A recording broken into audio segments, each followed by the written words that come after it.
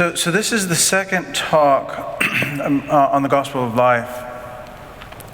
And you'll remember, if you watched or were here 2 weeks ago when we did the first half, we talked about John Paul II's Evangelium Vitae, and my basic plea to everyone really was that if you're going to enter into this very difficult subject, you need to read well,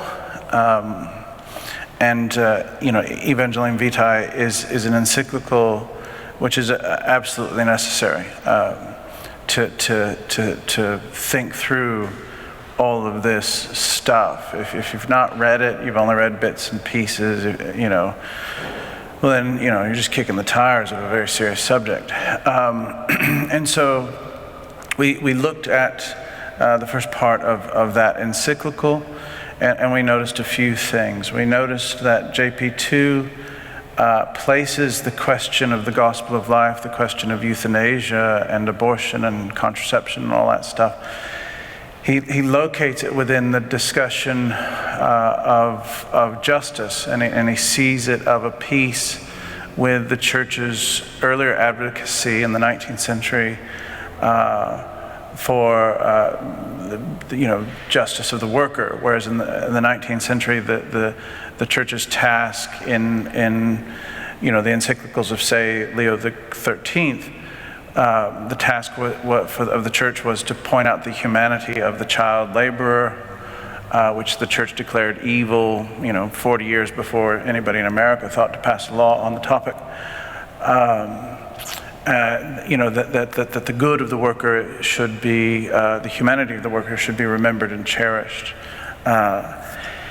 And JP2 begins the discussion, if you read paragraph 5 of Evangelium Vitae, he begins the discussion sort of within that larger discussion. And he goes on to put forward really a genealogy of what he calls the culture of death. And it is really the story of Cain and Abel repeated, what he said, rewritten daily. In human history. And so, not to say everything I said 2 weeks ago, but that catches us up, and we finished at the very end of our first talk. I raised the question, wondering whether or not St. John Paul II was a detached old man, right, sort of out of it, or a prophet, because he's been called both. Is he sort of, a philosopher, a bishop, a priest with no real experience? Is he out of touch with all this stuff? Or is he a prophet? That's the question asked at the end of this when we looked at his genealogy of the culture of death. This week we're going to continue that genealogy, but getting a bit more specific. And so, I want to preface my comments by saying, prepare to be scandalized if that's you. And I do apologize if you are offended, but nothing what I say is ad hominem. It's never that. You're a valuable and good human being, a good Catholic, all that. But I need to tell you what the church teaches, right? Because it's beautiful. We also should note that we should notice the complexity of the various issues relating to the morality of life and death. These what are sometimes called vital conflicts in our culture, and that are all sort of bioethical. The complexity of them all is daunting, and we should always respect that. And again, so I simply encourage you to read and to make use of the many sources and to deliberate and think genuinely and not just play into that confirmation bias, which we all do from time to time. Especially the people who seem to talk about confirmation bias, they're just as guilty as the rest of us. I used to not believe any of this, so I certainly came around on it. And so, go into it with an open mind and gently and sensitively and understanding that all of this is quite complicated. Usually if you come across a person who doesn't think it's complicated, just take your distance. Because this is tough stuff, right? And so, I'm just trying to underscore the need for respect of each other and of the topic itself. So that said, again, prepare to be scandalized, right? Genuinely, seriously. First things first, right off the bat, I want to invite you to think about John Paul II's connection between abortion and contraception. Right? He actually links the two. Because both of them share in what he calls the contraceptive mentality. So just to dive right in the deep end, here's what JP2 says. He says, but despite their differences of nature and moral gravity, contraception and abortion are often closely connected as fruits of the same tree. It is true that in many cases, contraception and even abortion are practiced under the pressure of real-life difficulties, which nonetheless can never exonerate from striving to observe God's law fully. Still, in very many other instances, such practices are rooted in a hedonistic mentality, unwilling to accept responsibility in matters of sexuality, and they imply a self-centered concept of freedom, which regards procreation as an obstacle to personal fulfillment.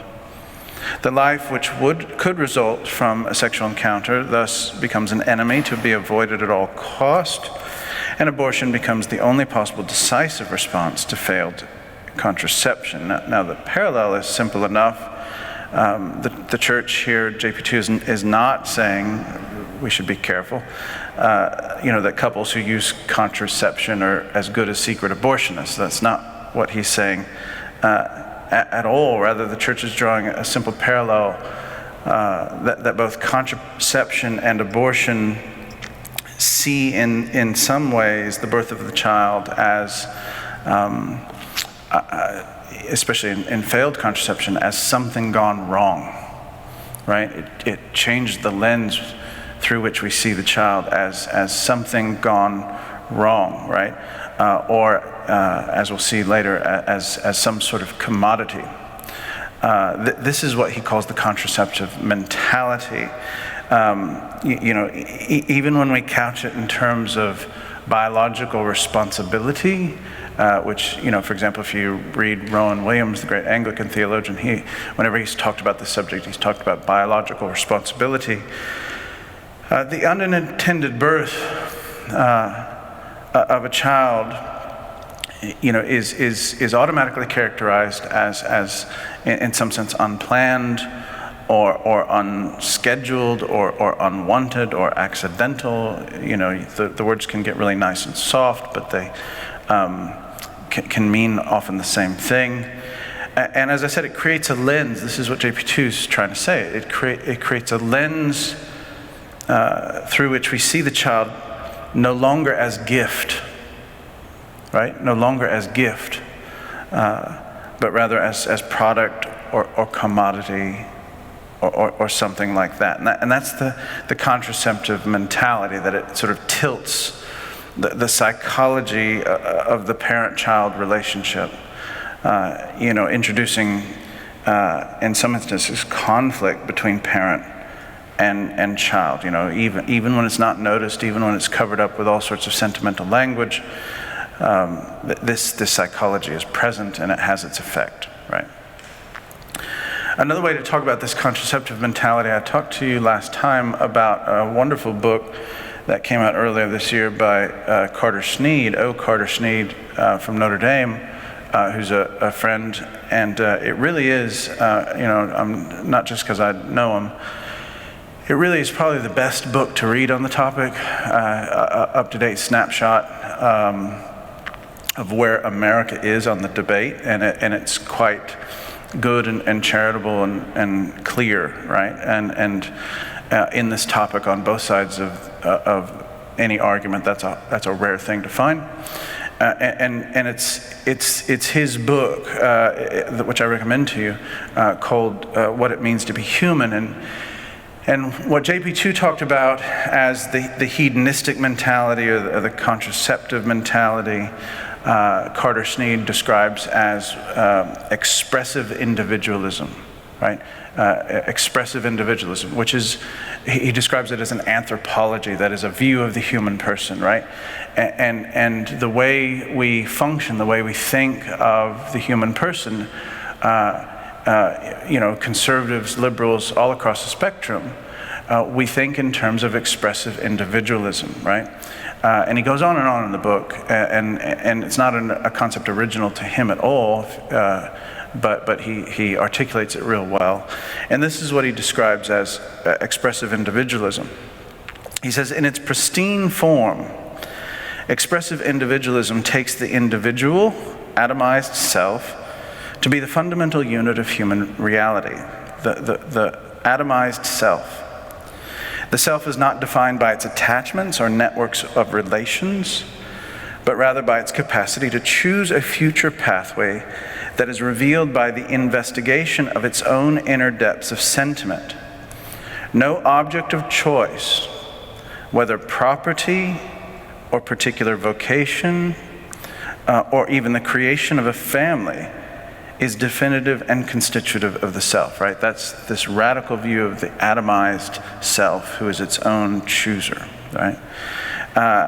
And it's, when you view the human person as this atomized self who is just a chooser and subject to no obligations that it does not choose, well, that's insufficient to handle the conflicts, the vital conflicts today, right?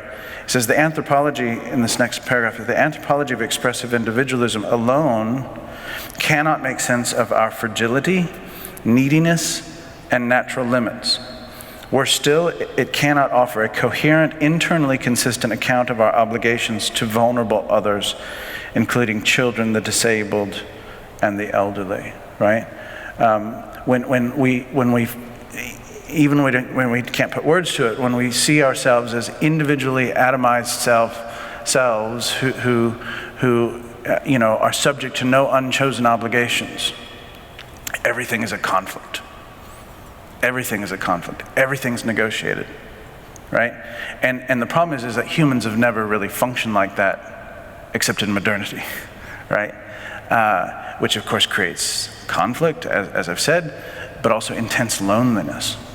Right, and it's this anthropology, this basic view of humanity, which is the rationale of the courts, the rationale of the commercials we watch on TV, right, and it's made us miserable. Carter quite rightly says. For example, he goes on, the primary relationship that is invisible to expressive individualism is that of parents and children, focusing as it does on the atomized individual will seeking to express and live out its own internally discovered truths in an authentic way. You can hear the "to thine own self be true" and all sorts of "follow your heart" and other bad advice like that.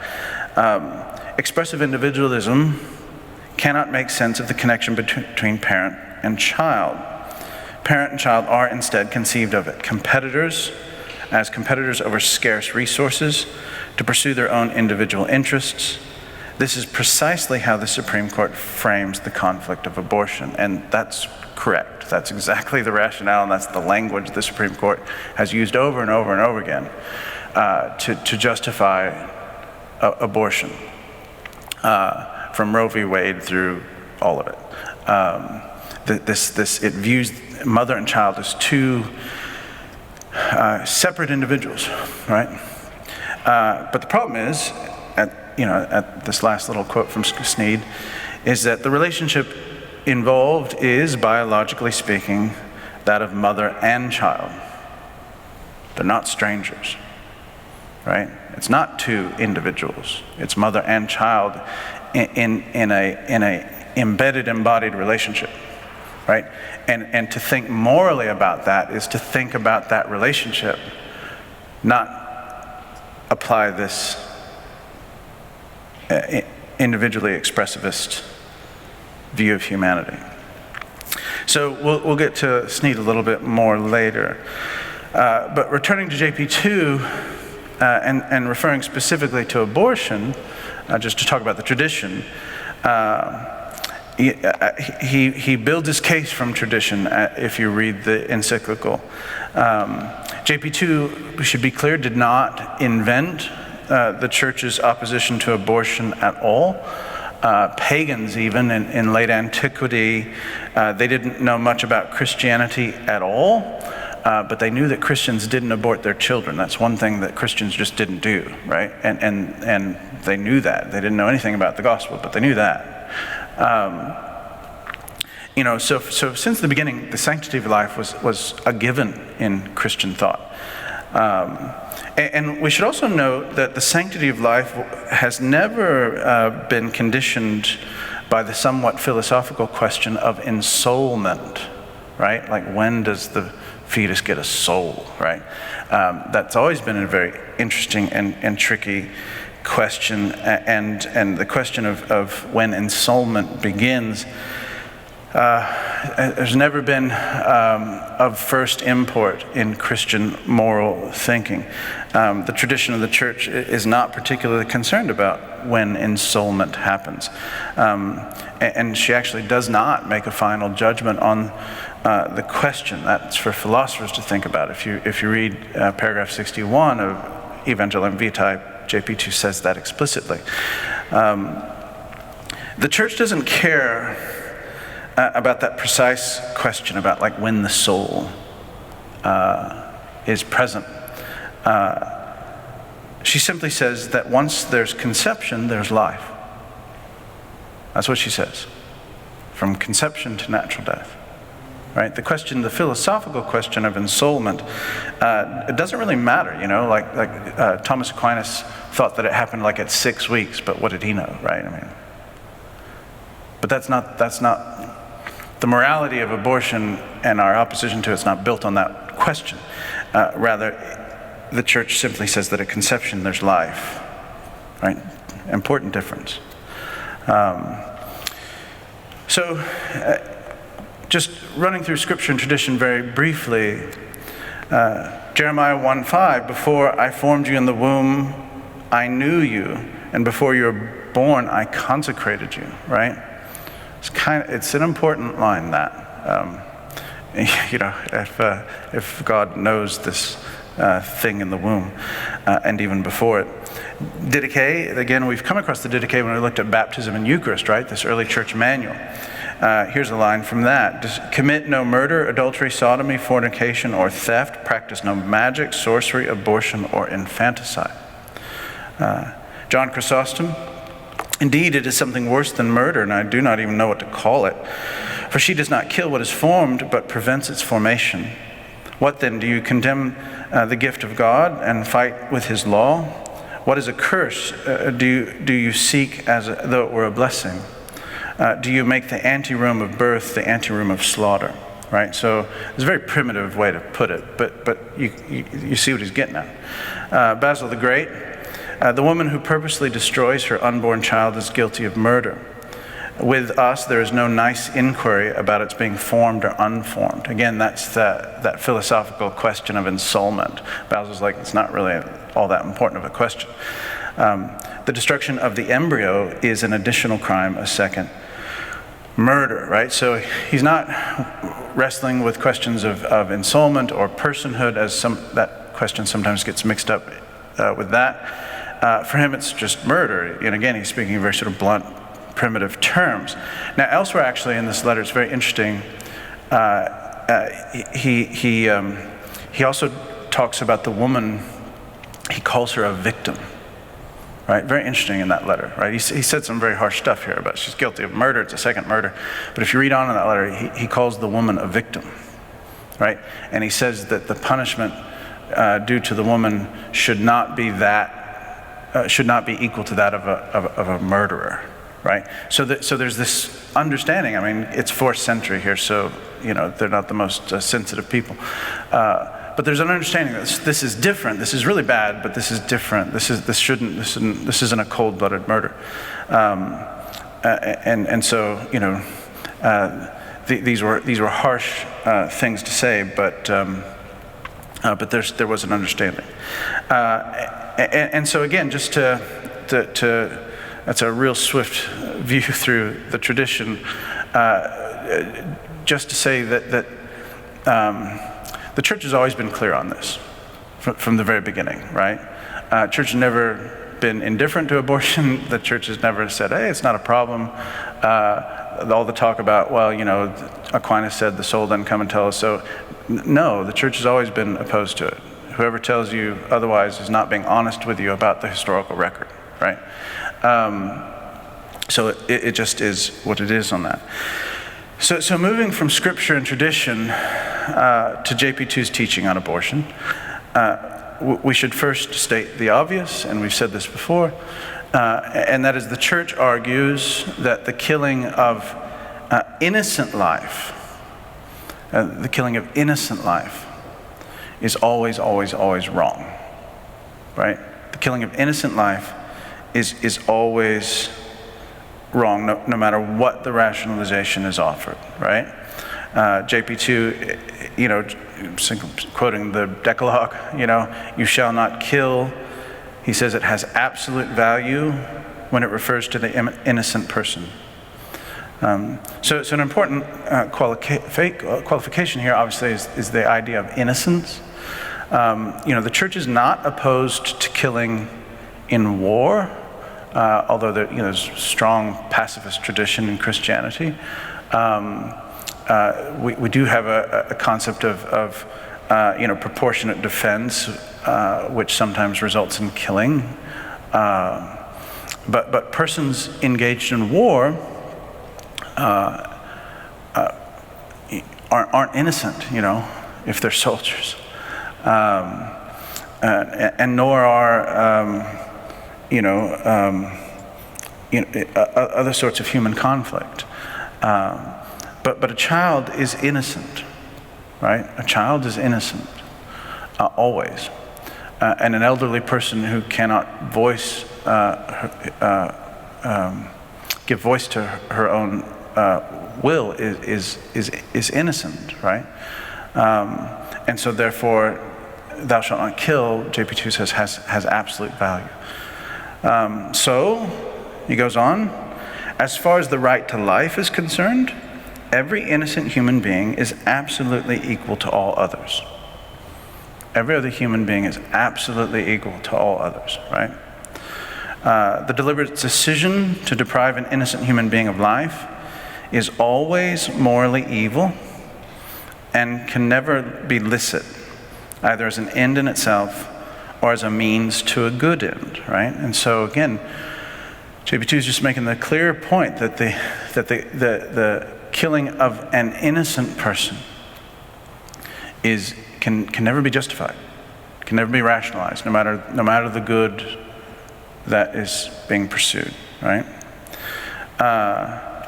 And from this, he follows with a specific condemnation of abortion. He says, among all the crimes which can be committed against life, procured abortion has characteristics making it particularly serious and deplorable and unspeakable crime, right? And again, you got to understand this within the context of his genealogy of the culture of death. And JP2 is quite passionate in this encyclical, and you can see that he's quite passionate in his argumentation. But why is it? Why does he call it an unspeakable crime? JP2 gives the answer here. He says, the moral gravity of procured abortion is apparent in all its truth if we recognize that we are dealing with murder, and in particular when we consider the specific elements involved. The one eliminated is a human being at the very beginning of life. No one more absolutely innocent could be imagined.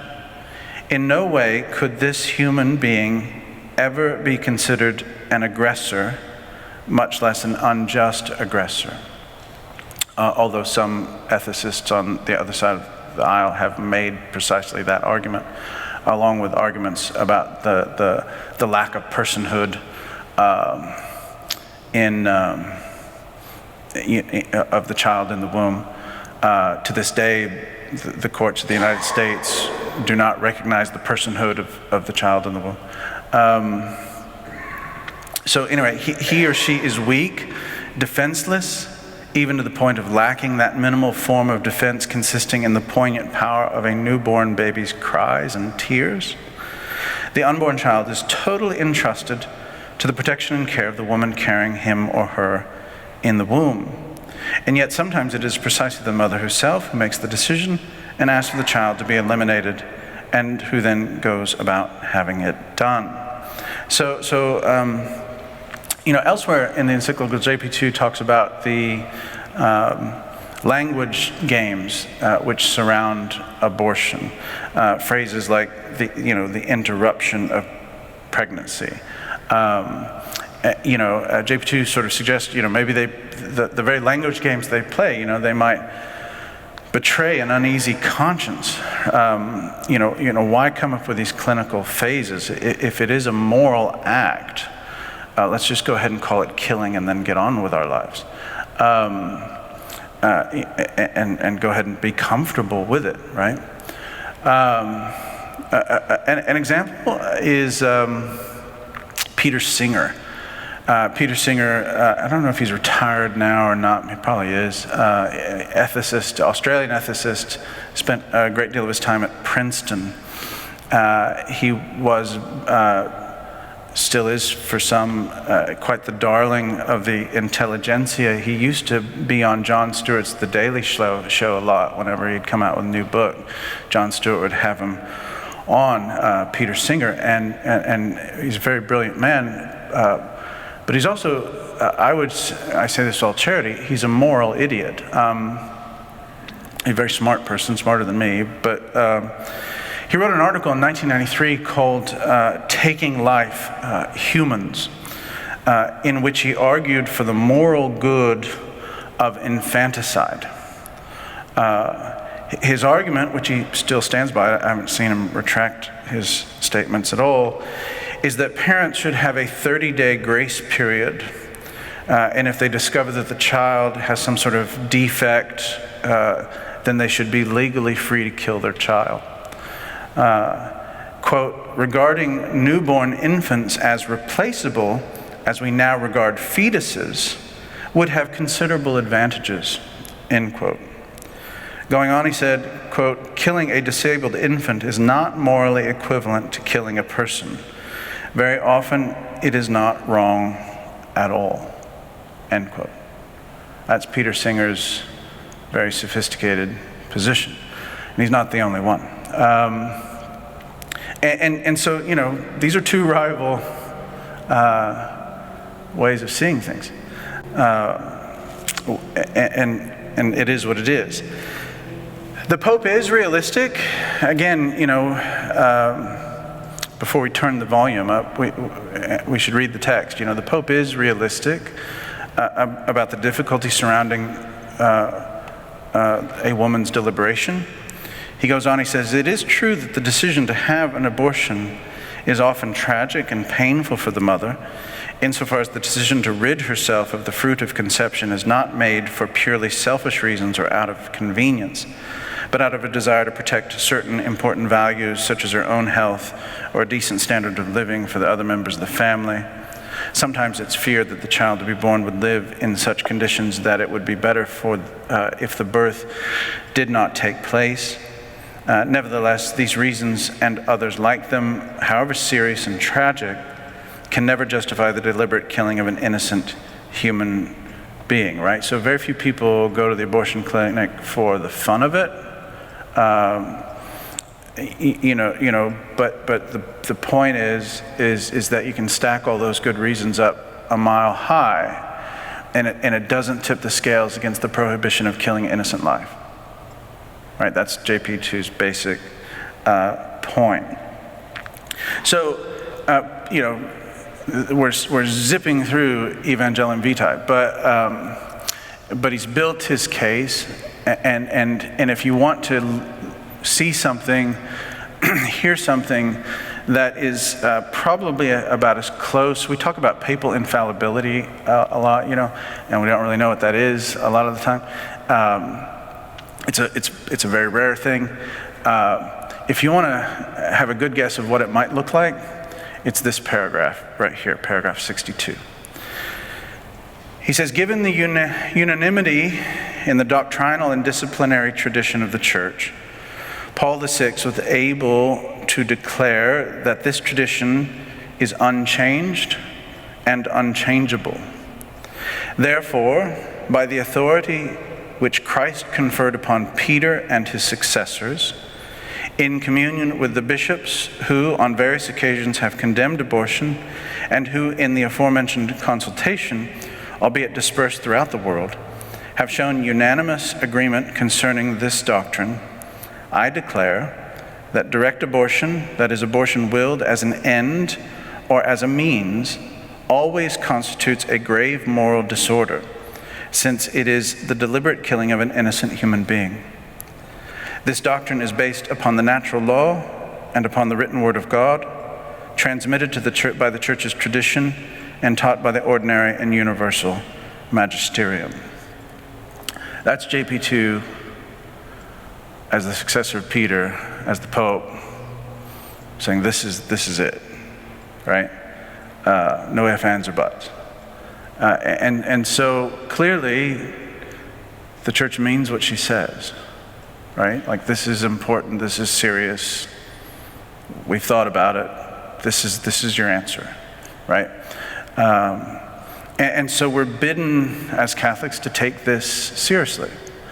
And in fact, more than seriously, this is not open for discussion, this question. And the Catholic faith pinches from time to time, but so be it. And again, that's the argument. So moving on from that to talk about specifically contraception. We got to first to acknowledge that we were, all of us, raised in a contraceptive culture, right? We were raised in a culture, especially for those of us raised outside the Catholic Church, wherein we were just never, ever invited to question the good of the quote-unquote pill, right? Sociology, I can't remember who said it, but the most influential things in society are those things we actually never talk about. The pill's one of those things. It's just part of life, and it doesn't dawn on most of us that there may be an issue with it, and I understand that, but all the more reason to think about it, to reflect on it. And of course, Catholics have since day one had a very hard time accepting the Church's position on this. The amount of negative reaction Pope Paul VI encyclical Humanae Vitae received in 1968 when he came out in opposition to contraception, artificial contraception, I should say. The blowback that guy got was astounding. One person on the Papal Commission studying the issue, spoke of the immediate aftermath of the encyclical as a month of theological anger, because he very much contradicted many people on that commission.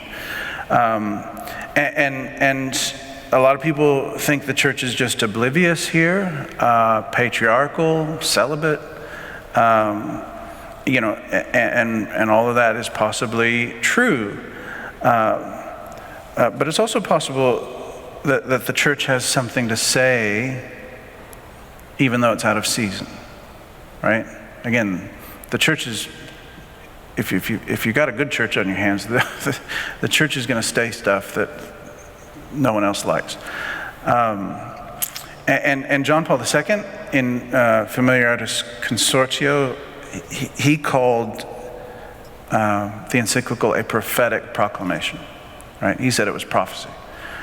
Certainly took guts, that's to say the least.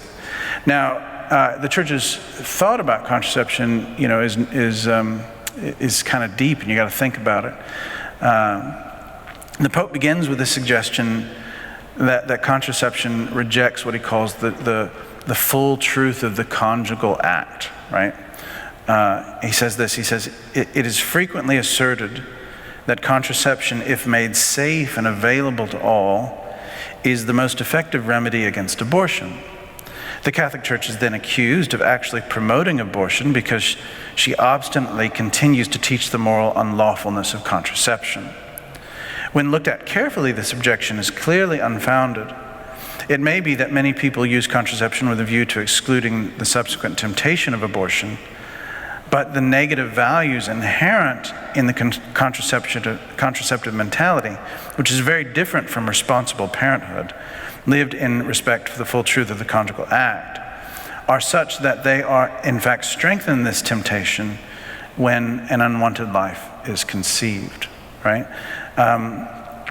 We spoke about this earlier, that contraception can make the birth of the child either,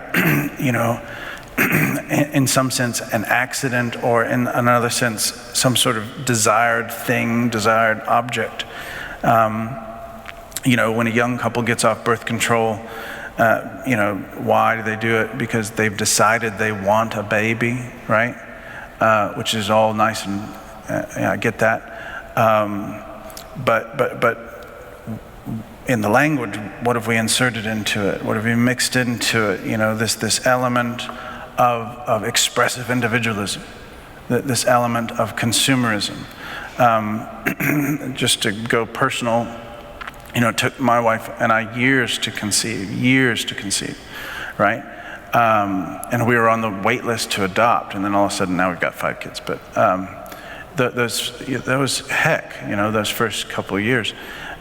6 really, and I remember we were at a friend's house, and there's this young couple, and they were just married, and she was 26 and he was 27, and God bless them, but she was saying, we're going to have our first kid at 29, our second kid before 33, then we'll be done. And my wife and I are just looking at each other, God bless these idiots, I hope they're successful. They don't have to go through the hell that you go through struggling with fertility. But you see what I'm saying? That we've decided we want a baby. Oh, okay. See what I'm saying? That's not a benign way to view things. That's what we're trying to suggest.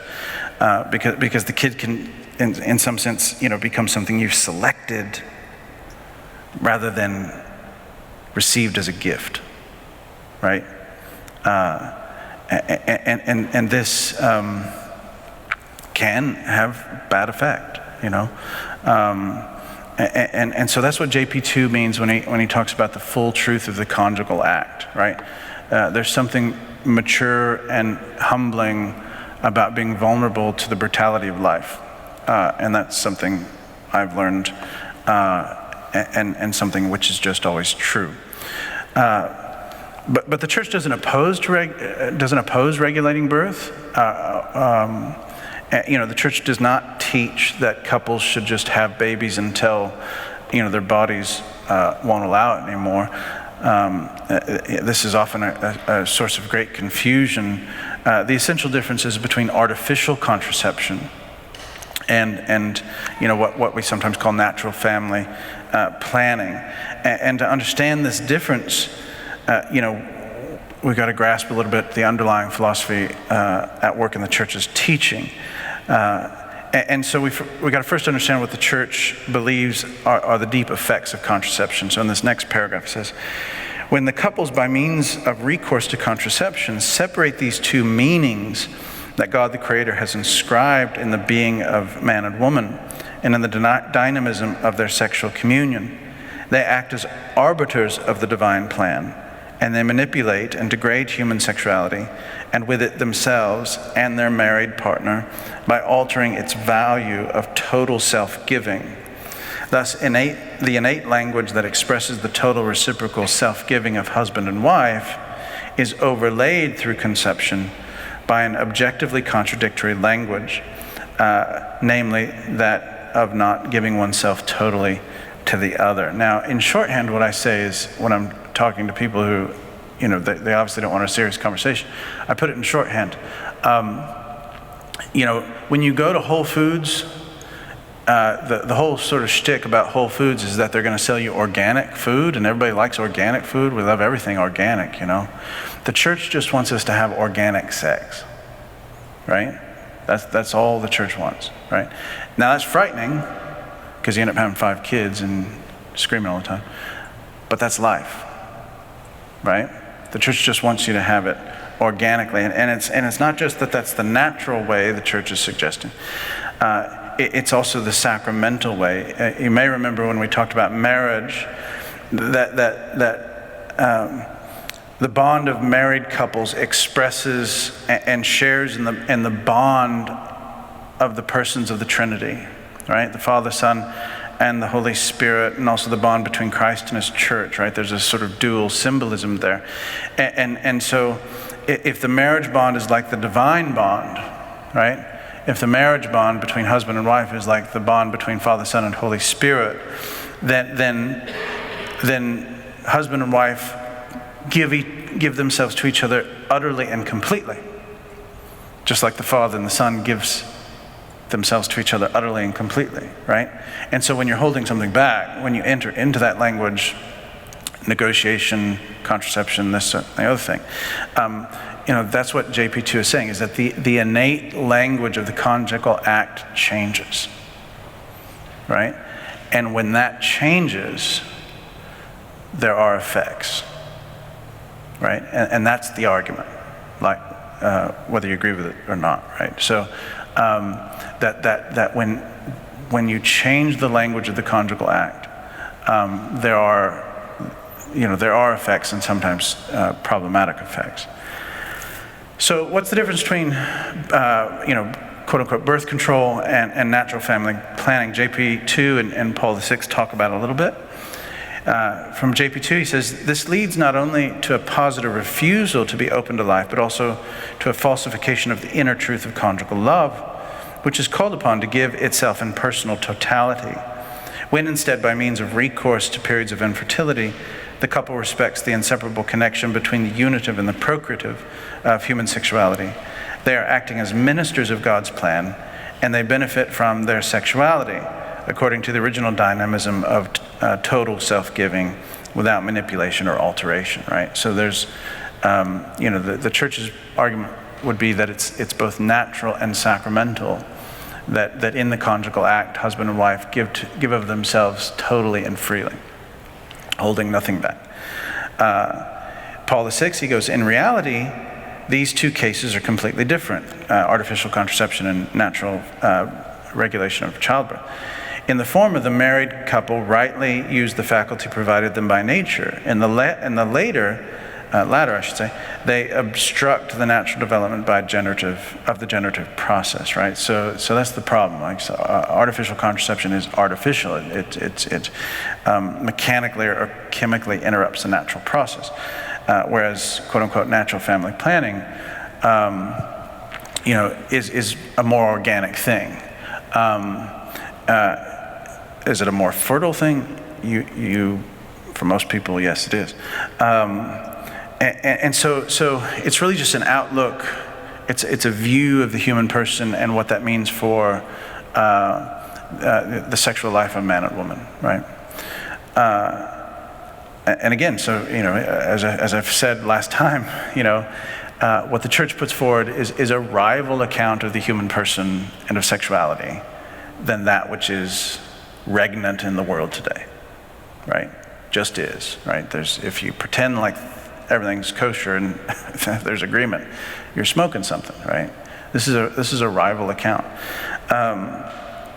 And so to summarize, the church's problem with artificial contraception is that the child, as I said, you know, kind of becomes a product rather than a gift, right? Now we'll overlay that with all sorts of sentimental language. No one would ever say that, right? But is it true, right? You know, and so you know, contraception, artificial contraception, can tend to render procreation as something either problematic or something to manipulate, something other than gift. Again, to just finish out with JP2 on the subject, he says, procreation then becomes the quote-unquote enemy to be avoided in sexual activity. If it is welcomed, this is only because it expresses a desire or indeed the intention to have a child, quote-unquote, at all costs, and not because it signifies the complete acceptance of the other and therefore the openness to the richness of life which the child represents, right? So you know, contraception, again, to use that language, changes sort of the grammar of sex and children. And it introduces a foreign sort of psychology, so to speak, that sees the children kind of as products in some sense and less so as gifts, no matter how much you describe it with sentimentally or in terms of responsibility. So moving on to euthanasia. We're just hitting all the highlights tonight. We'll talk about nice things next week, I promise. Euthanasia.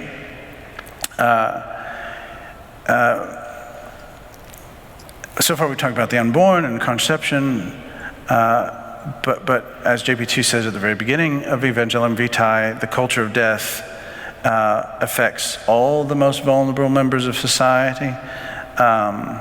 The elderly and the suffering are what JP2 says under attack as well. He says there in paragraph 15, he says, threats which are no less serious hang over the incurably ill and the dying. In the sick person, the sense of anguish, of severe discomfort, and even of desperation brought on by an intense and prolonged suffering can be a decisive factor.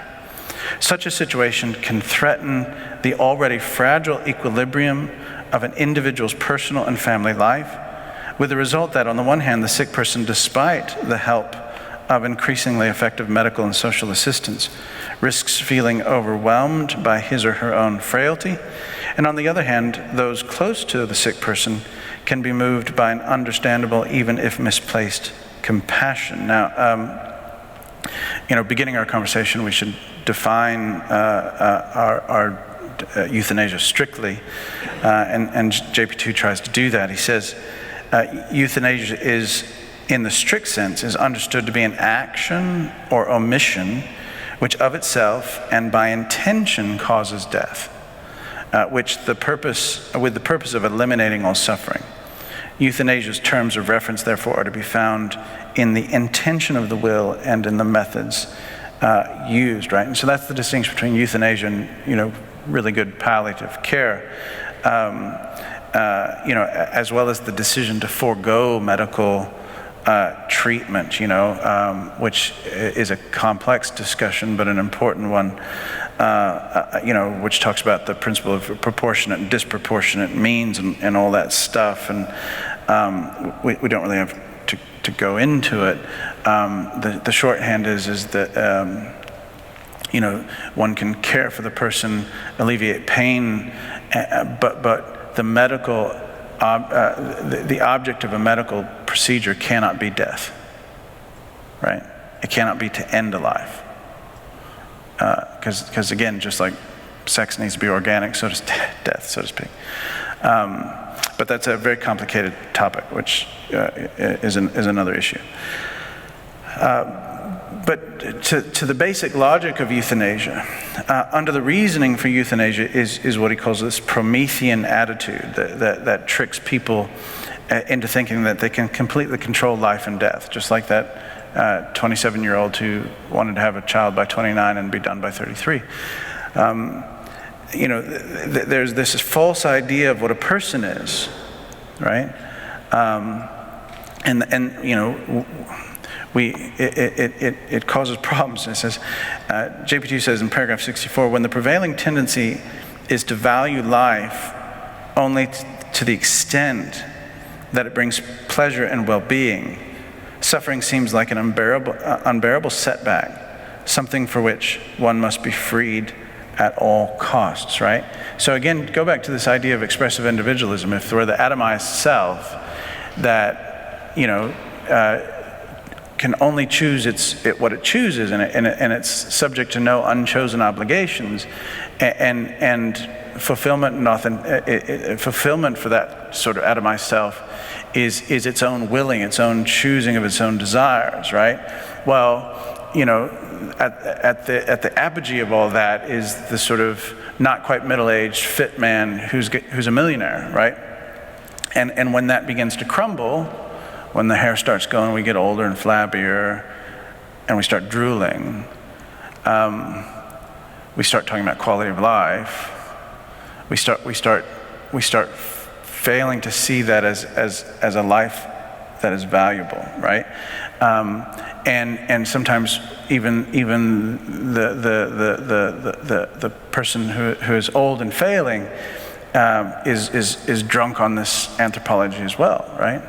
And this is the sort of existential stew out of which euthanasia becomes a concept. And what JP2 says is that what suffering people, what vulnerable people need, is not to be killed, but to be given community, right? The way we sort of dry dock our elderly people in society today is not good. It's bad. That's not pro-life in the slightest, right? JP2 would be quite clear about that. What suffering people, what elderly people, vulnerable people need is community. He says the request which arises from the human heart in the supreme confrontation with suffering and death, especially when faced with the temptation to give up in utter desperation, is above all a request for companionship, sympathy, and support in the time of trial.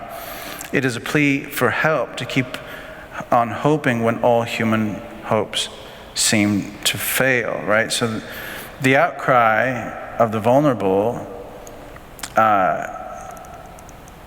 is a challenge for us to practice what McIntyre called the virtues of the virtues of acknowledged dependence, right? To go back to Carter Snead's book, and what's interesting about Carter Snead's book, he says, how do we solve these vital conflicts, or how do we engage these vital conflicts? We don't just immediately, undo all of Roe v. Wade and its corresponding laws and stuff like that, and just leave people be, right? Roe v. Wade needs to go. He's quite clear, but how do we tackle about this? We stop seeing each other as atomized selves, but we see each other embedded within the relationships which are actually real. Mother and child, father and son, right? Those relationships are real. And if we build our policies, if we build our ethics upon those relationships and not upon this mythology of expressive individualism, and we actually make policy out of it, then we create a culture which supports the dying. We create a society which supports mother and child, right? Now this cuts into this sort of neoliberal economics, which we all seem to like, you know? And this is where these good pro-lifers usually start taking a step back. See, there's enough in the gospel of life to kick everybody in the pants, right? And so, but the reason I'm talking about this is because that's what JP2 is saying.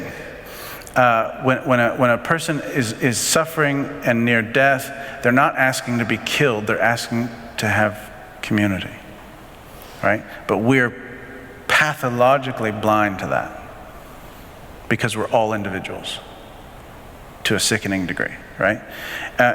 So following Sneed a little bit, he says, what goods, virtues, and practices are necessary then to participate in and contribute to the network of giving and receiving that is a response to the interdependence of embodied human life, right? The interdependence of embodied human life, which is just actually a real description of life, right?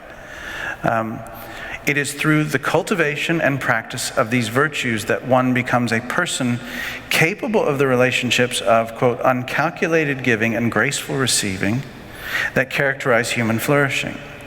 The virtues of uncalculated giving include generosity, hospitality, and misericordia, which is loving kindness, right? And so, for example, looking at it in terms of abortion, Sneed says this. He says, reframing the abortion as a conflict involving a mother and her child, not mother against child, but a mother and her child, thus summoning the support and care of the network in which both are embedded, including the father, extended family, community, and polity, including the government itself. Look at the Republicans in the room, right? Opens channels of care, concern, support, and summons for the uncalculated giving that everyone owes to the mother and her child before, during, and after birth, right? There's enough in the gospel of life to kick everybody in the pants. And that's a wonderful thing. So again, I just think that's a fascinating idea. Like, how do we solve this issue? We solve this issue by retraining our brains not to see ourselves in that fantastic and ridiculous way as isolated individuals, but as husband and wife, mother and child, grandparent and grandchild, and understand that embodiedness, that interdependence, that's actually what you build policy on. That's how you create a life society, right? So anyway, back to the euthanasia issue. The practice, JP2 just calls it a false mercy. He calls it a perversion of mercy. He says, true compassion leads to sharing another's pain. It does not kill the person whose suffering we cannot bear. Moreover, the act of euthanasia appears all the more perverse if it is carried out by those like relatives who are supposed to treat a family member with patience and love, or by those such as doctors who, by virtue of their specific profession, are supposed to care for the sick person even in the most painful terminal stages. By the way, Sneed goes into this quite a bit in his book when he talks about euthanasia and those states like Oregon in which it's legal, in which a doctor does not even have to be present. You just have to get it prescribed by a doctor, the medicine that will do it to you. There are absolutely no records being kept. It's kind of like the gun thing, like they keep on sort of not wanting to track gun deaths, The assisted lobby, suicide lobby, they don't want to track that either, right? And so there's no records on it. There's no one wants to know, right? Very interesting, what we like to hide. But anyway, so, all of this, is kind of dark and depressing, sort of a bummer. In many ways, it is. But the Pope's encyclical is, although it's passionate and it's sober and it's woeful, it's not without hope at all. Characterizing the culture of death, JP2 praises what he calls the culture of life, right? And so it's not all about the culture of death. He ends very strong pointing to the culture of life, which is actually quite optimistic and beautiful. He says, signs, there in paragraph 26, signs which point to this victory are not lacking in our societies and cultures, strongly marked though they are by the, quote, culture of death. It would therefore be to give a one-sided picture, which could lead to sterile discouragement if the condemnation of threats to life were not accompanied by the presentation of the positive signs at work in humanity's situation. And so he points to a bunch of stuff, faithful marriages, families, charitable institutions, Catholic charities, so on and so forth. Great advances in medical science and the pro-life movement itself and environmentalism and fights against the death penalty and so on. He points to all of that as great signs of a pro-life renaissance, so to speak. And so what he says very interesting is that if we want to foster a, quote, culture of life, he says we need to see the glory of God again and also the glory of humanity again. And this takes what he calls a contemplative outlook, right? This is not a political fight. This is at first a contemplative challenge, right? He says we need first of all to foster in ourselves and in others a contemplative outlook. Such an outlook arises from faith in God, in the God of life, who has created every individual as a wonder. It is the outlook of those who see life in its deeper meaning, who grasp its utter gratuitousness, its beauty, and its invitation to freedom and responsibility. It is the outlook of those who do not presume to take possession of reality, but instead accept it as a gift. The contraceptive mentality he's talking about there. Discovering in all things the reflection of the Creator and seeing in every person his living image. This outlook does not give in to discouragement when confronted by those who are sick, suffering, outcast, or at death's door. Instead, in all these situations, it feels challenged to find meaning, and precisely in these circumstances, it is open to perceiving in the face of every person a call to encounter dialogue and solidarity, right? And again, just to point out the sort of contemplative depth of the pro-life position that we only see, most of the time we see the sort of the spear end of it, right? And some of it's quite good and heroic, some of it's obnoxious. But underneath it is this, it goes back to the very beginning. We saw it last week, it goes back to how we view creation after reading about the creation, right? He goes on, he says, we must be inspired and distinguished by a specific attitude. We must care for the other person, the other as a person from whom God has made us responsible. As disciples of Jesus, we are called to become neighbors to everyone and to show special favor to those who are the poorest, most alone, and most in need. In helping the hungry, the thirsty, the foreigner, the naked, the sick, the imprisoned, as well as the child in the womb and the old person who is suffering or near death, we have the opportunity to serve Jesus, right? And so, when you start looking for people who see the world that way, that becomes a rare thing. And his suggestion for the creation of the culture of life is the formation of consciences. This is very important. The first and fundamental step towards this cultural transformation consists in forming consciences with regard to the incomparable and viable worth of a human being, right? So again, making that argument, banging that argument, banging the argument. Education, closely connected with the formation of conscience is the work of education, which helps individuals to be ever more human, leads them ever more fully to the truth, instills in them growing respect for life, and trains them in right interpersonal relationships, which touches very much a lot of the great, the way the church understands Catholic education. But moving on, a new lifestyle even, he says, a cultural change we're calling for demands from everyone the courage to adopt a new lifestyle, consisting in making practical choices at the personal, family, social, and international level on the basis of a correct scale of values, the primacy of being over having, of the person over things. This renewed lifestyle involves a passing from indifference to concern for others, from rejection to acceptance of them. It's analogous to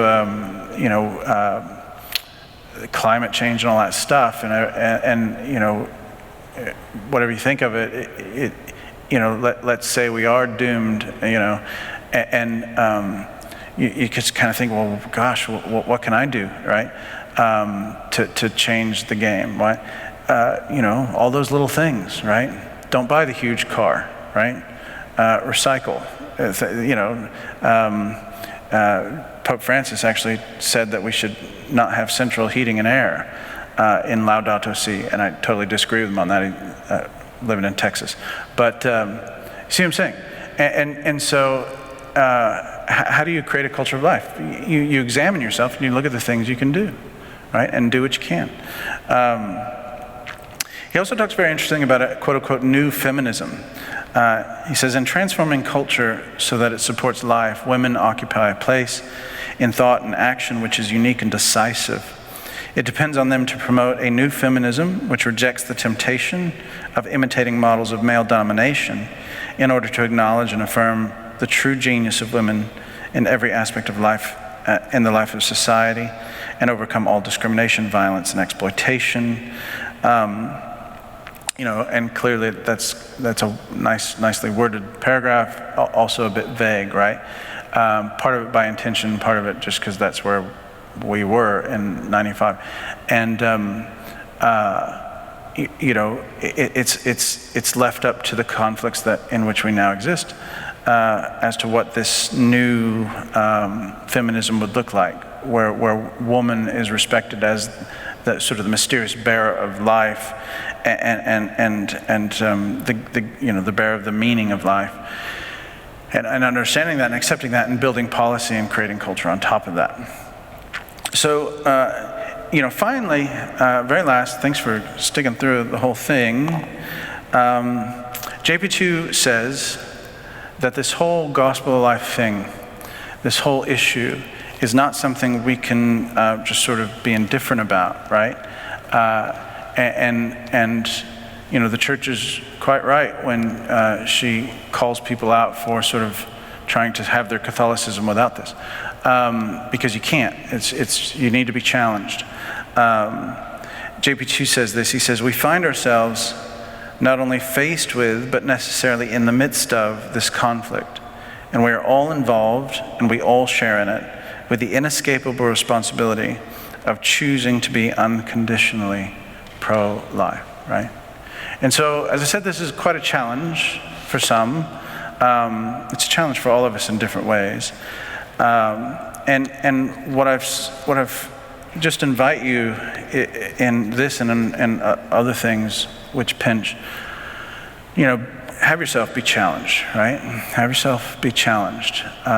There was a time in my life I didn't agree with any of this stuff.